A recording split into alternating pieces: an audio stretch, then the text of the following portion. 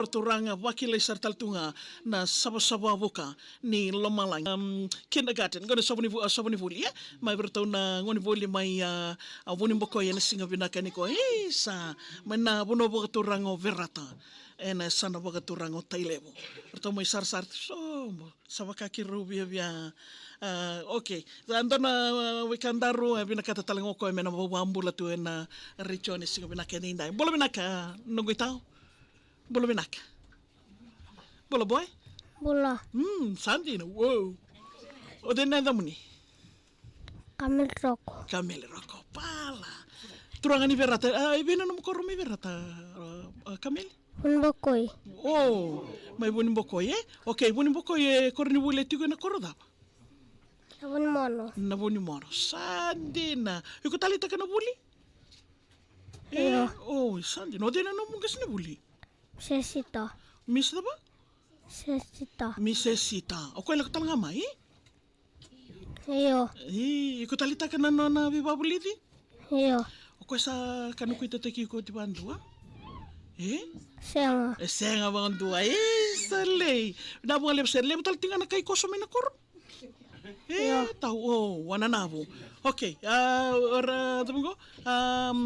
Tapos sa chiko buli may korbuli. Nada ko bili dami ko boli ABC. ABC. Ikaw na yung tuko naman ng ABC. Dua rua tolo.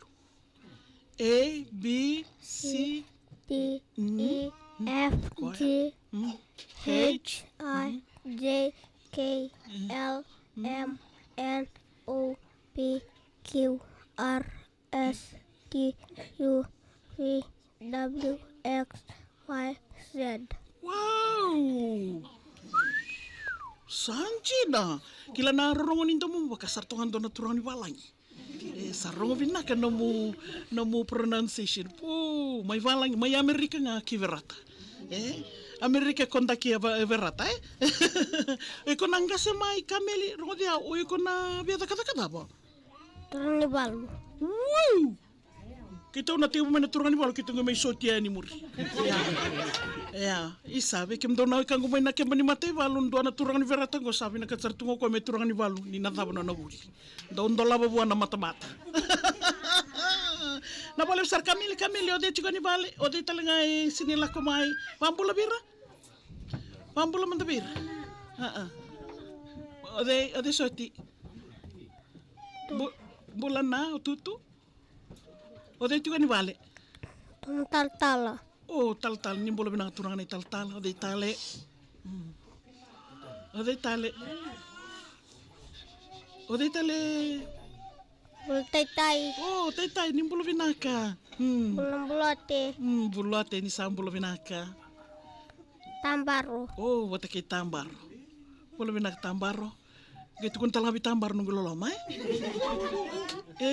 uso body smile warer begitu nung smile ang giritan tali tu may biyaw. Sako ya tahu?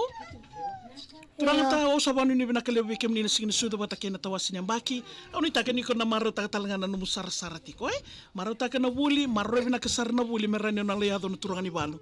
Au ker meu se tongan ni dingun bulo sare di kem ni sa andar maka may bidawatan kalo-kalo Saban ini binaka reda wana nabo. Nabo lebsar to ngoni buli na saban buli vunim bokoy.